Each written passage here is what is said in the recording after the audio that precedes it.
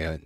Isang malaking awesome and thank you so much sa mga nandito agad guys. Maraming salamat sa inyo and of course, big shoutout sa fiancé ko. Big shoutout sa mga palaging sumusubaybay at nag-iintay and wala tayong live kahapon so every other day na naman tayo. Um, Yun yung papansin ko. So guys, kung hindi pa kayo nagla-like, nag-share, subscribe, please mag-subscribe na kayo. Okay. At mag-comment kayo ng number 3 or awesome na lang. Okay. So big shoutouts kay Eggsy. Yan, may mga bago dito. Okay. Kay Ian, big shoutout sa inyo. Okay. And big shoutouts kay Elion, Elon, and Mang Pepe. Yan, big shoutout sa inyo guys. Okay, so pag-usapan agad natin yan nangyayari. So, ito na nga, no? So, ito yung sinasabi ko sa inyo. We cannot confirm it is bullish without even getting above 105K, which is dapat within this week. Okay, which is nangyari siya. Okay, why? It's because we're just looking at the moving average, no? So, nangyari naman siya eh. Okay, so therefore, tama itong dalawa natin. Okay, so padami ng padami yung options na meron tayo, no? So kahapon, ay no, isang araw, sinasabi ko sa inyo, primarily, okay, hindi mangyayari tong masyadong mabilis na pagtaas natin kasi we are in a very negative sentiment, which yun yung maganda sa sentiment, mabilis siya magbago. Okay, kung nasa negative tayo, pwedeng magbago yun lahat. Okay, kasi nasa mercy tayo ng sentimental. Okay, so ito na yung problema naman natin. Okay, which is yung possibility na maging malakas yung resistances natin, pwede tayong bumagsak. So ang question dyan is, totoo ba yung volume? Totoo ba yung money flow? Totoo ba yung nangyayaring surge ng pera sa market natin? Okay, so we saw a confirmation. Okay, so hindi nga ako nakapag-live kahapon, pero nag-print out na tayo ng bottom, which is a confirmation that we already bottomed out. Okay, according to the calculation that we have for Pine Script indicator na we have here. Okay, so the question is, where are we going next? Okay, so ito lang yung malinaw na nakikita pa lang natin sa dalawa. Okay, which is back in 2017 and we have a pre-pump, post-pump actually. Tama, pre-pump cycle na tinatawag. So, we could actually go sideways here for a long time, okay, which is to avoid the levels na it took time, okay. So kung makikita nyo guys, no, dito laging nagkakapitulate yung mga alts natin at this level, so we have to really avoid that level. Parang ganun yung sinasabi ng ating charts. Okay, once we will be able to support or keep on avoiding this level, then probably doon tayo makakita ng surge ng pera. Okay, so question dyan is, totoo nga ba yung pera na nangyari kanina? So, ito yun. So, totoo siya. Okay, so hinanapan ko rin siya ng news. Hinanapan ko rin siya ng potential ko. Ano yung news na sa atin, nagpo-push ng market natin. Kasi baka pwede sabihin natin, hindi talaga to totoo, etc. No? Na baka ito'y So, according sa technical analysis, totoo siya. So, hindi pwede sabihin totoo na sa technical analysis ay hindi na natin siya hahanapan ng rason or ng fundamentals or sabihin natin ng sentimental analysis. So, meron tayong news na nagsusupport nito. Titingnan natin kung bakit. So, one, 'di ba kahapon nagkaroon tayo ng ceasefire na tinatawag. Okay, nagkaroon na tayo ng ceasefire. Hindi to. Basta nagkaroon tayo ng ceasefire. Okay, na-close ko ata yung natin, yung page natin for that. Okay, so basta ganito. Kukwento ko na lang sa inyo ha, makinig kayo. Okay, hindi gagalaw yung screen natin, pero bago nyo marinig tong kwento ko guys, mag-like, share, subscribe muna kayo. Okay, kung ready na kayo, comment kayo ng number 3 or awesome na lang. Okay? Ready? Ready na? Okay. Ready? Okay. Wala nagko-comment. Ayaw nyo ata ng chismis. Technical analysis na lang tayo. Tiyatamad ako ang kwento. Parang gusto mag-comment. Okay. Big shoutouts kay Exian, nag-comment siya ng 3. Yan, pati kay Neil. Yan, kay Mang Pepe. Yan, ayan namin nagko-comment na ng 3. Okay. Ilan na to? 3. Kailangan ko ng 9. 9 kasi 11 kayo dito eh. Kung totoo yung 11 na yan. Kasi bot yan eh. Ayan. Go, comment. Kulang. Ilan lang kayo dito? Kulang yan. Kulang pa yan. May 1, 2, 3. 1, 2, 3, 4 pa lang to. 5. Kailangan ko ng 6. Sige, gawin na nating 6 na lang. Okay. Yan na. Dito na si Dax. Dax the short. Yan na, nag-comment na rin ako. Okay. Yan, big shoutouts. Ayan, okay, game. So, ito yung nangyari. So, di ba nung napansin ko to eh. Nagkaroon tayo nung parang, di ba binomba na nga ni Donald Trump tong nuclear sites ng Iran. Ngayon, etong si Iran, okay, imbis na mag-back down, ang ginawa niya is binomba niya ang Saudi, no? So, bakit niya gagawin yon? Okay? Is to not lower down their ego, no?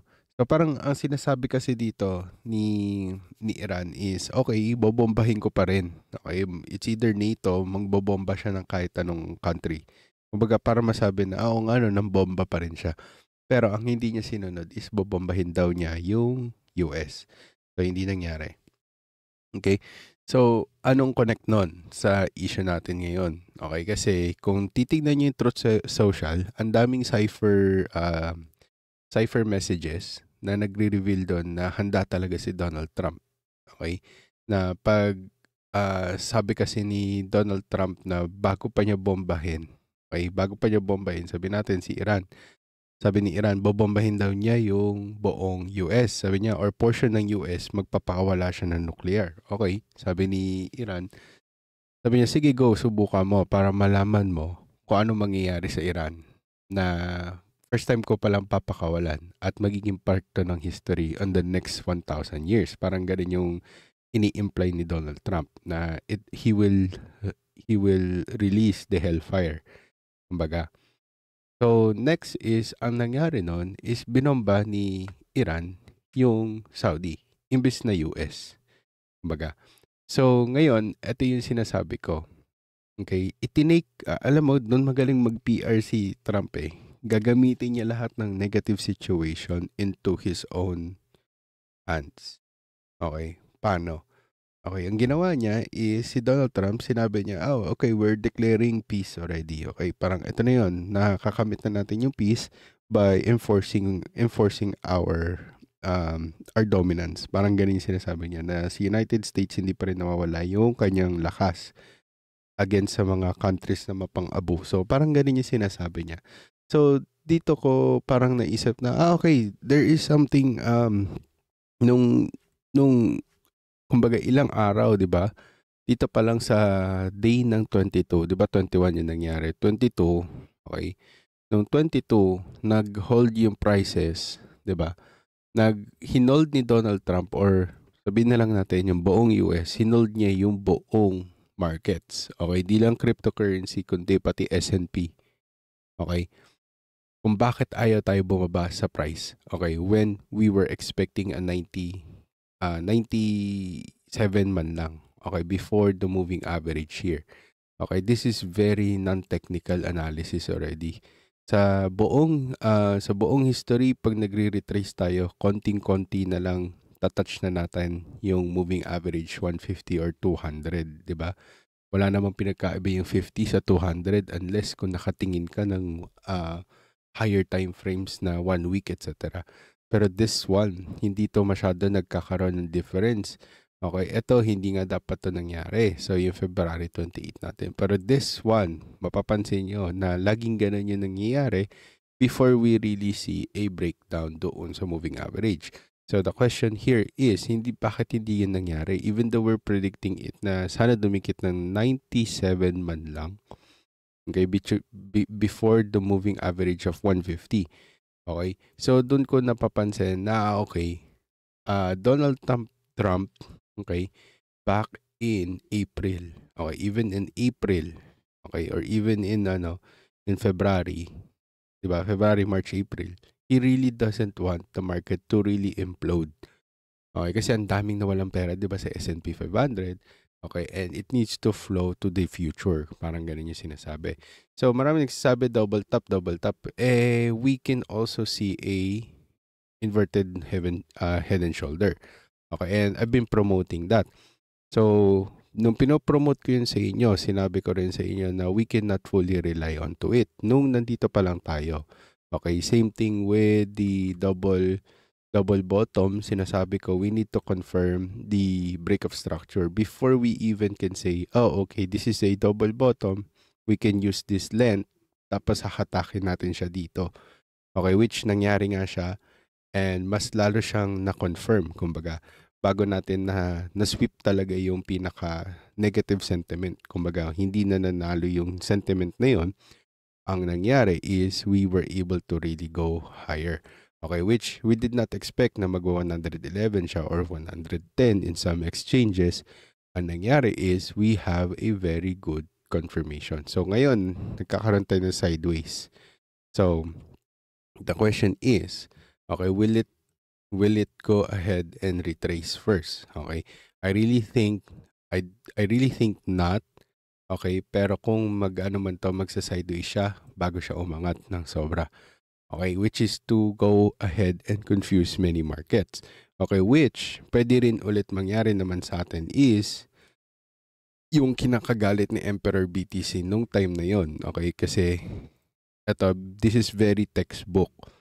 Okay, na dapat umangat tayo dito. Kumbaga, bum, bum, bum, bum, bum. Tapos bigla tayong nag-sideways dito. Which is yun na naman yung nangyayari. Okay, so ang nangyari is bumagsak siya. So, okay, give or take, probably it's just like 1, 2, tapos 3. So, dito sinasabi ni Emperor BTC na dapat umangat na tayo.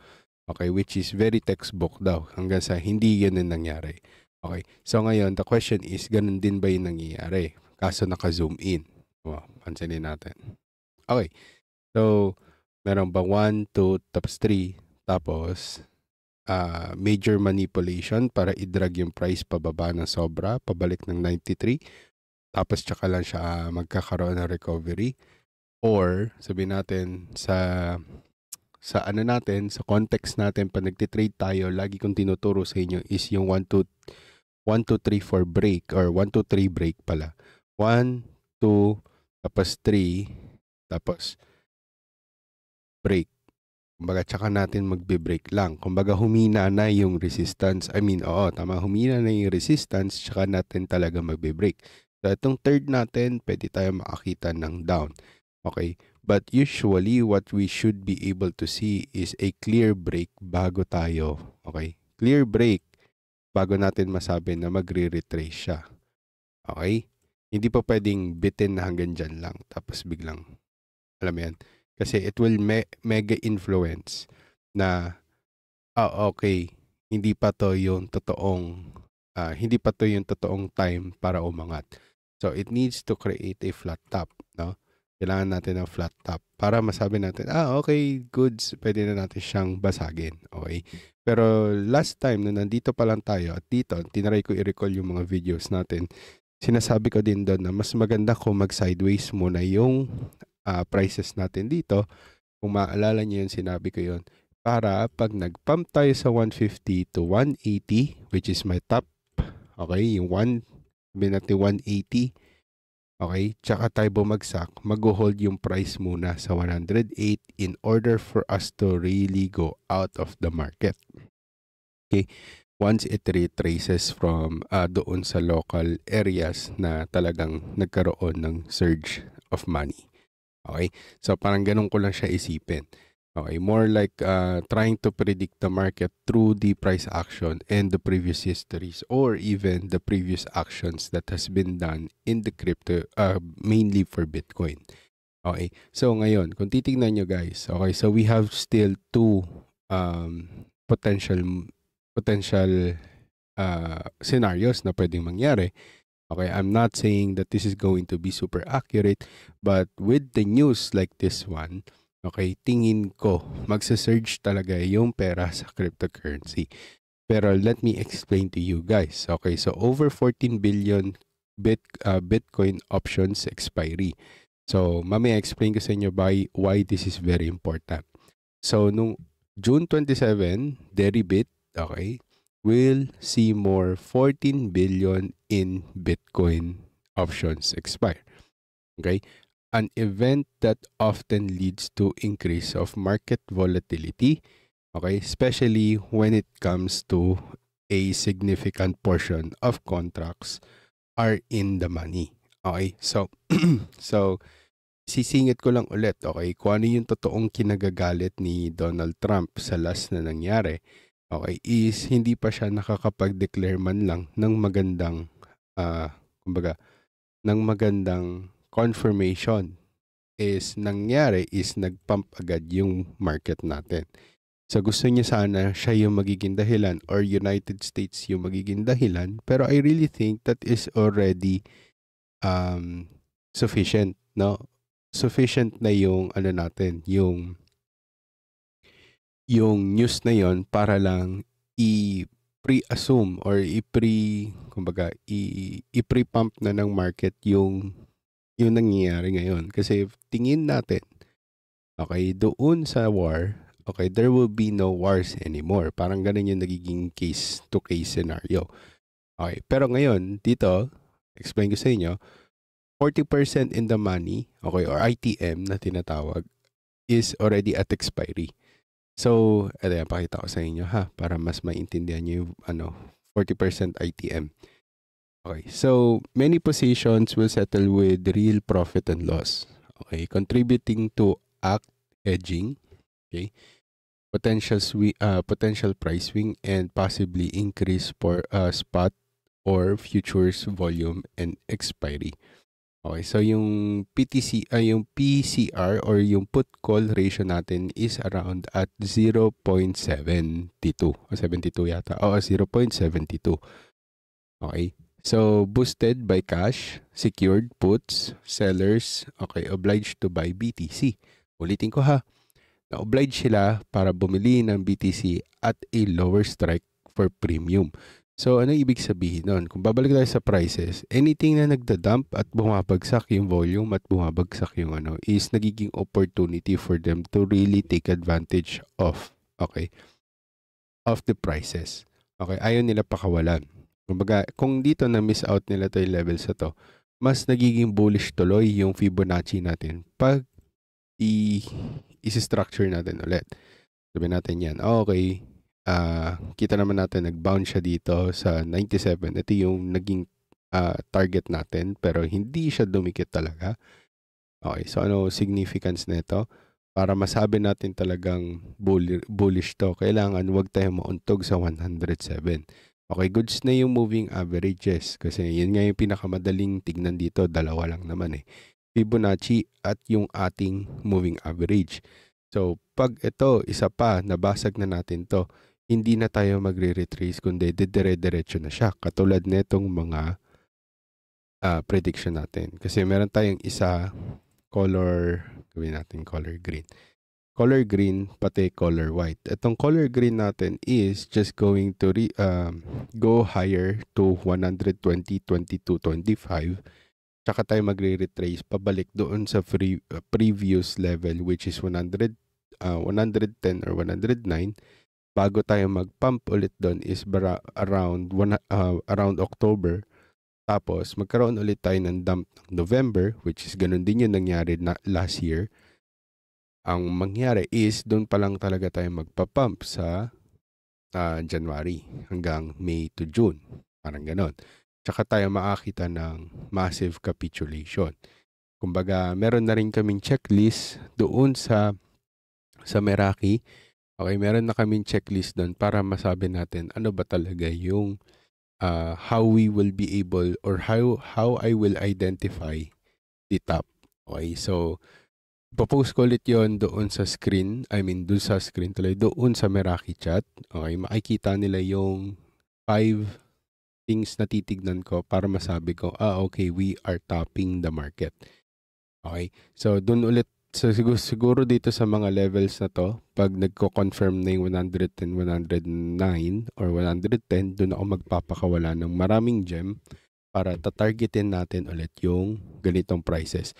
Pero nagpakawala na ako nung mga last time na yung mga kumbaga yung mga high convictions ko na assets. Okay, ano ibig sabihin nun? Ito yung mga assets na talagang tatargeting ko para masabi ko talaga na ito lang yung magtatagal sa market at magiging, like reliable so far. Okay, which anytime, okay, pwede magbago. Tapos meron din tayo sa Enlighten, gumawa din ako ng sheet ng aking personal bags na makikita nyo doon kung ano yung pinaka-highest conviction asset ko doon na tingin ko.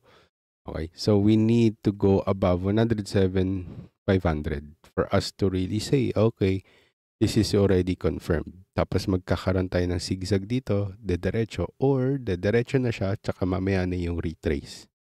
Okay, pag dumiretso to, okay, dediretso to, mapapaaga yung ating dump, okay, which is dito yan. Okay, pero didikit pa rin naman sa 180. Hindi ko lang alam kung anong mangyayari after 2026 kung mag 180 tayo agad. Okay, within this year, which is very possible. Pero it will not be really good for alts already. Ibig sabihin ko, pag ngayon na tayo mag 180 within this Q4, okay, hindi masyadong magpapump yung mga original alts, yung totoong mga alts. Okay, kasi, kumbaga, kung iisipin niyo ang fundamentals ng time, okay, ng crypto, may sarili siyang timing, okay? Hindi tayo nakatingin palagi sa kung ano yung gustong gawin ng mundo or kung nasan tayo. Okay, ngayon pa lang tayo nagta-transition doon. So sabihin nga natin, gawin ulit natin yung 2000, mala 2021 na pump. Ang mangyari is, okay, hindi natin makikita yung pinaka magandang pumps sa mga alts. So sabihin natin, dapat yung SOE maging $50-$60 siya, sabihin natin. Kung ganito yung maging pump natin, hindi natin makikita yung SOE na mag 60 or 50 or 30. Baka umabot lang tayo sa $15 per SOE, diba? Kasi lahat nakatingin siya doon sa major alts or major assets katulad ng XRP, BTC, or Ethereum, diba? Or ADA Cardano, diba? So, kita din yon. Okay naman sa history din natin when it comes to pumps na katulad nito. Okay, kailan lang nagpump ang alts dito sa level na to? Dito, 'di ba? Ito lang, ganito kasaglit lang. November to December, yun na yun. Okay, ito wala masyado to. Yung itong November 14 pabalik, wala, hindi nagpump ang mga alts dito. Okay? So, ang altcoin season natin dito nakita. Okay? Kung siguro nagtuloy-tuloy pa dahan-dahan, ayun, doon ko masasabi na okay, totoo nga. Okay, pwede na po ba kaya mag-buy or hintay lang mag-retrace? Binigay ko na yung, okay, di ako magbibigay, sorry. Okay, Meraki lang, sa Meraki lang muna tayo. Pasigaw, sir, also watching from Taiwan. Yeah, big shoutout sa mga tiga-Taiwan. Lagi naman delikado sa iyo, Dax, yung crypto. Medyo delikado sa 1 week time frame. May red dot po sa wave trend. Wave trend at pababa, money flow. Yan, big shoutouts kay Damon. Okay, so, yun nga. Tulad yung sinabi ko, guys, okay, sa calls in the, yung ITM, sa calls ITM natin, and position rolling. Yan, dito, balik tayo dito. Nearly 20% po ng expiring calls options natin sa ITM. Okay, mga ITM. Ulitin natin. Nearly 20% ng expiring calls natin or expiring call options natin are ITM. Okay, or in the money. Okay, indicating na recent bullish spot actions and call buyers anong tawag doon? Call buyers strong performance. So ibig sabihin, okay, nagiging mabango masyado ang BTC sa mga traditional. Okay? Kung ganito lang sila tumingin. Kumbaga expiring, okay, hindi na trigger, okay, anong gagawin sa pera? Parang ganun. So now, Max Pain, okay, at 102. Okay, ito yung tinitingnan nilang support na wag sanang mabibiyak ulit. Okay, sabihin natin, okay, fake lang itong naging pump na to, itong up na to. Okay, mali ako. Sabihin natin, naamin ako sa inyo. Sabihin natin, mali ito. Okay, mali tayo. Biglang bumalik ng 102, 103, or 102. Biglang bumasag tong 102, 900 natin. Diretso to sa 88 or at least 80, 93. 93 or 88. Ito lang, pagitan lang na to. Okay? So, fair value gap or sabihin natin Fibonacci level, which is itong magandang support. Kaya may box tayo dito. Okay, maganda sana to. Okay, so sabihin natin, ito ngayon nangyari. Okay, so pwede siyang ganito yung magiging move natin. Yan, big shoutouts kay Luis Paredes. Okay, so the most options are out of the money. Okay, and the 102k max pain point. Okay, where most options sellers collect full premium. Okay, so ito lang yun, binabasa ko lang to sa inyo. Okay. And how I explain it, guys. Okay, this may draw prices papunta doon sa expiry status. As large traders, okay, often hedge to keep their spot near this level, which is 102. Sabi natin, ganun yung mangyari. Okay, kung yun lang yung delikado, lumobo yung calls natin for 102. Okay, which is really bad. Okay, kung magiging mabango yung prediction na yon, okay, baka doon nga talaga tayo dalhin, mag 102, bumagsak tayo sa 88 or even at least 93 man lang, no? So, ngayon, ito sasabihin ko sa inyo. Okay. There will be a for sure, sabihin natin, tingin ko lang, for sure na magkaroon tayo ng volatility and potential future moves changes. Okay, depende sa magiging gagawin ng current administration, of course. Hindi na tayo masyadong magpapabango.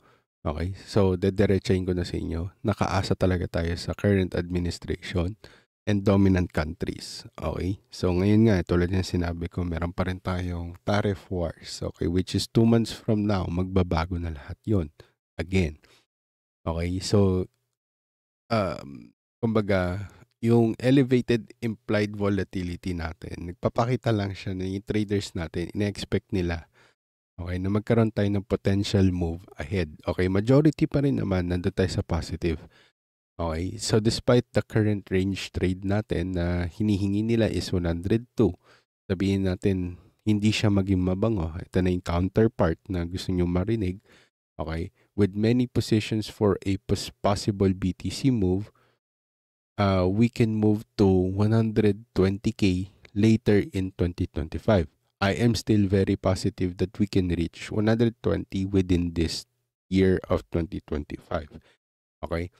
And this is the bullish bias na tinatawag, which I always saw this before back in 2021. Okay, we always meet the bullish bias na tinatawag. Lalo na pag ang bullish bias natin persists into the later expiries for this kind of news. So, ngayon, okay, so ang key takeaway ko para dito, okay, we just don't like 102k. If ma-resist natin yung 102k, umangat tayo ng 108, butasin natin to papuntang 120, okay, which is a very positive, we may be able to see that within this year.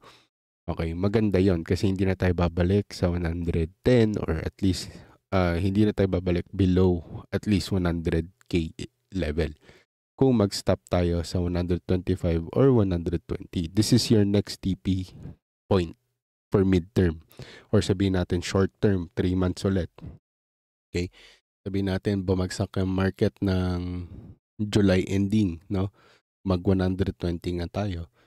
Makakita tayo ng 3 months of bearishness. Tapos by October, makakita tayo relief. Tapos negative ulit. Okay, hanggang December, saka doon tayo makakita ng major pump sa market. Which is, ito yung gusto ko talaga, color green. Okay, pero kung grid phase lang talaga, okay, which nasa grid naman na tayo, there's no further reason for us to really go for grid because there are newses like this. Okay, so let me explain to you guys. Yung prices natin, nasa 107 na tayo ngayon, which is very overnight lang, no? Nangyari na agad siya.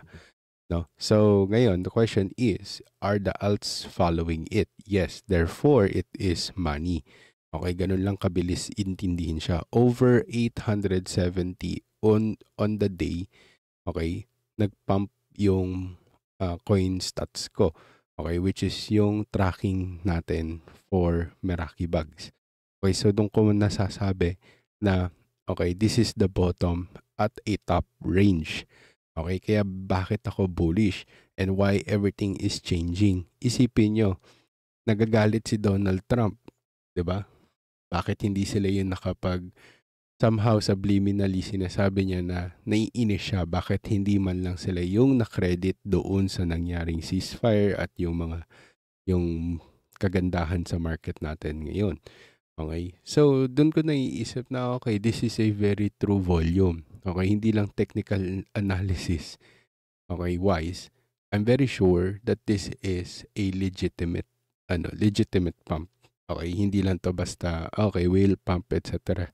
Okay? This is a unanticipated reaction from the market na kung saan pati ang retail nakapag-participate.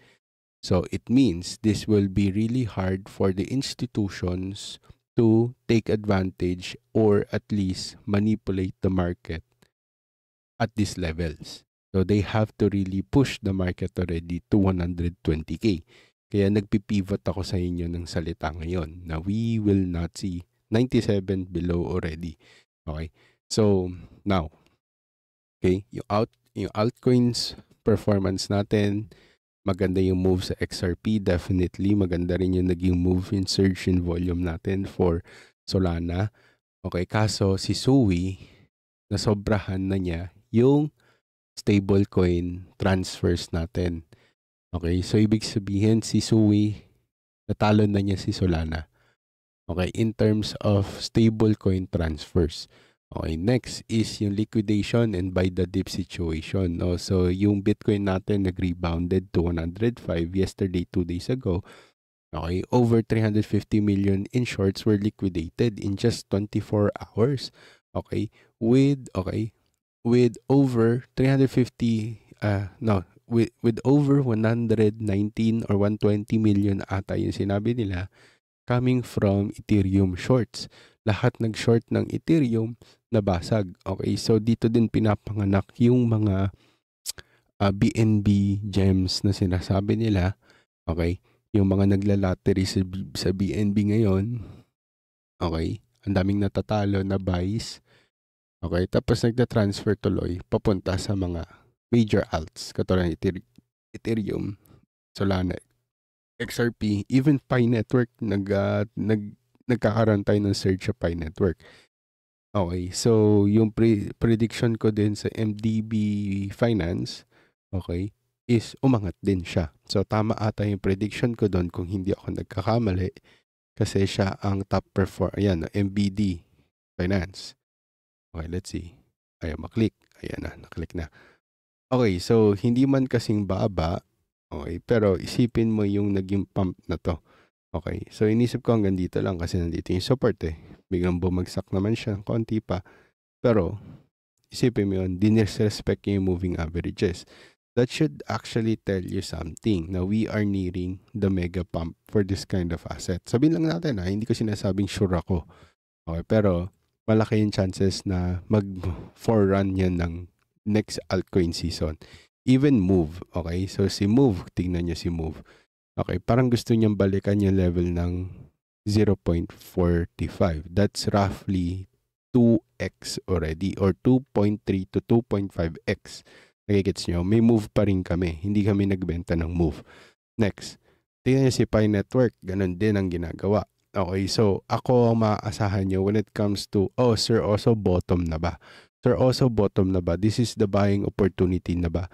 Sabihin ko sa inyo, on most assets, we are at 20% positive bottom. Okay? So, ibig sabihin, we are really bottoming at most of those important assets. Yes, even Pi Network, I would tell you, okay, it is already somehow bottoming. Even with my frogs dito, nagpakita na yung mga COCAX natin. So it means, okay, we are nearing that, okay? Kahit hiwalayin natin yung pinaka-volume natin dito, makikita natin, no? Yun din ang sinasabi na this indicator, okay, that we have here is true even with this one, okay? So this is lazy bear, okay? So lazy bear confirmed, okay? Below the green lines. We don't usually get that, but when we do, we see a really good run, okay? So ganun din dito. When we do, we see a good run. Supposedly, ayan yan. For front na tayo, nakita nyo siya.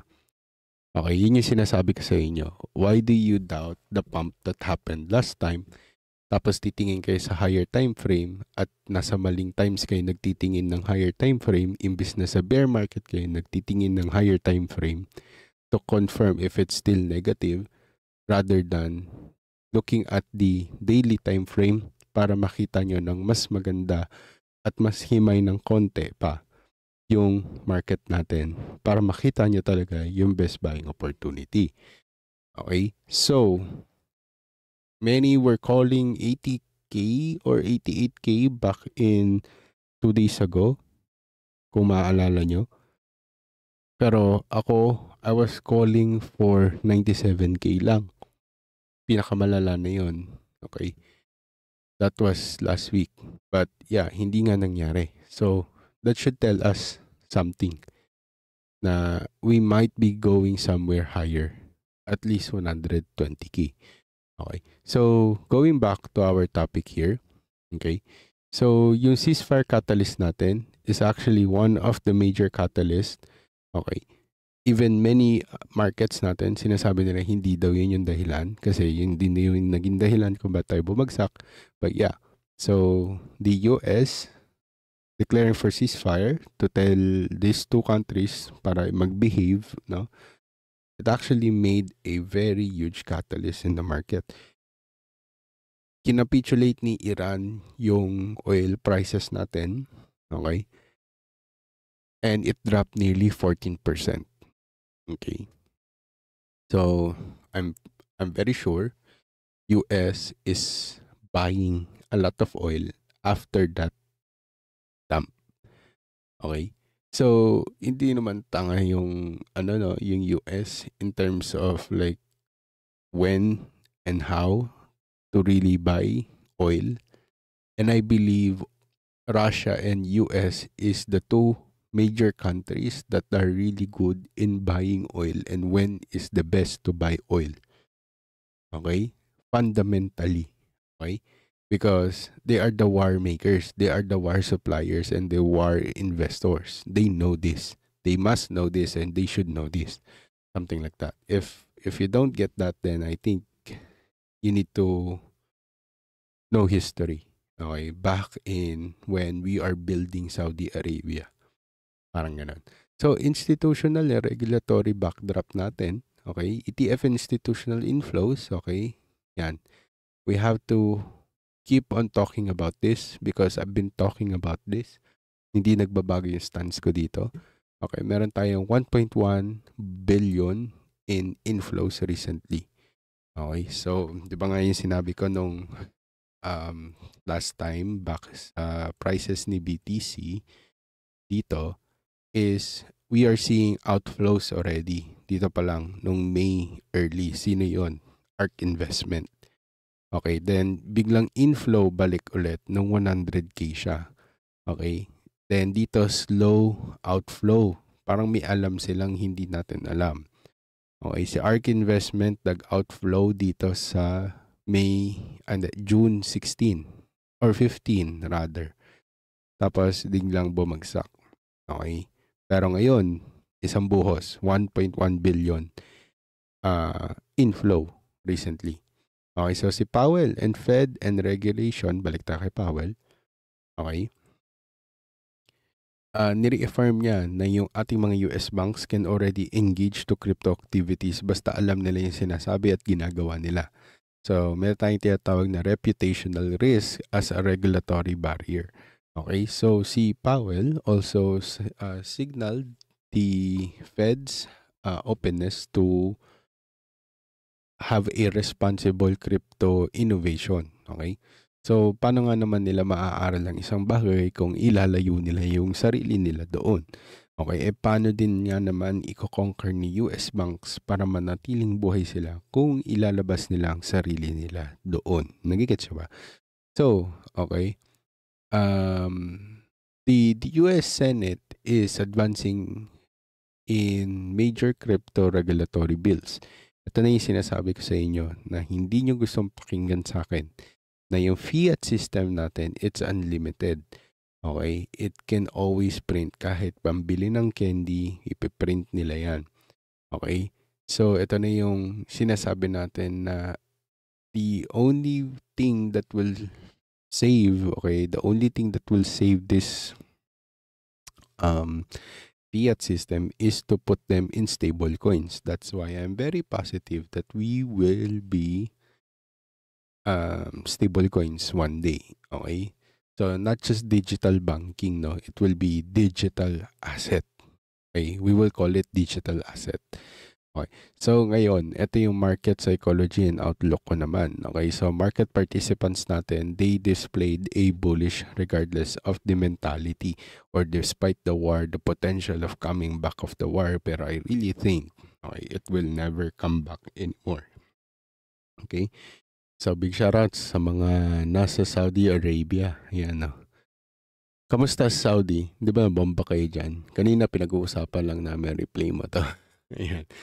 So, near-term technical support, technical analysis natin for Bitcoin tulad na sinabi ko. Okay. If hindi mag-hold yung 103K, okay, or 105K, sabihin natin, it will be a bearish move, which is magtagal tayo papuntang 90K or 93 to even 88K just to really scare the market. But Fibonacci wise, okay naman siya. Di naman aabot po dito, okay naman. Pero sinarado na kayo dyan, no? Nagsara na kayo. So just to express that news since yun nabasa ko. Okay, so ito sinasabi ko sa inyo. Okay, we are going to 120K by this year, by the end of this year. Okay, if macro conditions remain favorable, and for sure it will happen. Okay, M2 supply natin, healing. Stocks natin, healing. Yan din yung sinabi ko sa inyo last live natin. S&P, okay, healing. Okay, nakita natin hindi siya tayo nag-retrace dito bago tayo nagano. So, it means, okay, as low drive natin papunta dito, then we will be able to see 6,600 or at least 6,300. Hindi malabo yan. Okay, kasi basag na natin yung natin yung level ng 5,900 na pinipredict natin na sana mag-hold. Nag-hold naman siya. Okay, nag-hold siya na nag-retrace siya netong June 24. June 23 rather. So, okay. Ano ibig sabihin nun? We will go higher. Okay. So, ano nangyayari? Pag ang S&P natin, malapit na talaga tayo pumunta sa sa level ng higher levels ng Fibonacci natin. Parang gano'n. Yan. So, okay. Ganito gagawin natin.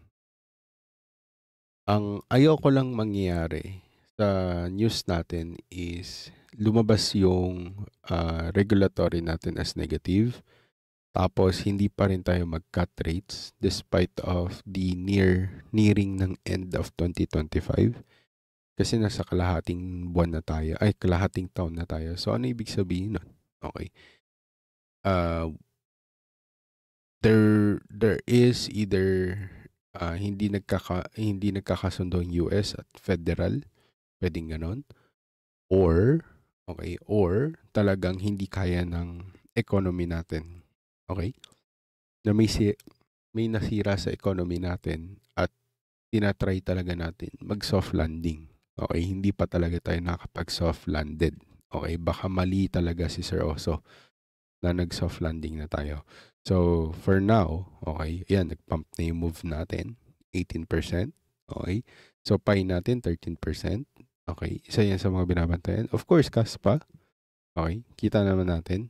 We don't usually see that kind of frogs, but when we do, we are a potential bottom. Okay, nag-double bottom na tayo. Okay, so another W, probably, potentially, tsaka lang to makakita ng angat. Okay, pwedeng ganyan yung mangyari sa atin. Okay, so, or baka dumikit muna tayo sa 0.9 rather. Okay, or 9 cents. Bago tayo mag-retrace, tapos umangat. Todo. Okay, meron tayong BOS na titignan. Pero usually, okay, pag nag-618 tayo dito, next time na dikitan natin yan, dediretso na tayo. Okay? Dediretso na to. Kung saan man to gusto pumunta. Feeling ko, next level na to is 90 cents. Okay, itong level na to. So, that's an instant, ano, instant times 7. Kung hindi ako nagkakamali. Or times 8. Okay, so sabihin natin makabili kayo ngayon. Kunyari lang long term hindi to mamaya. Okay, pwedeng abutin to next year. Hindi ko alam. Okay, panoorin nyo na lang ulit tong videos na to para matimbang nyo yung gusto kong sabihin. Okay, so 7.5x. Okay, malaki yung chances natin for Kaspa. Okay, kasi gusto natin i-remake yung BTC. So Kaspa has the better version of BTC. Parang ganon.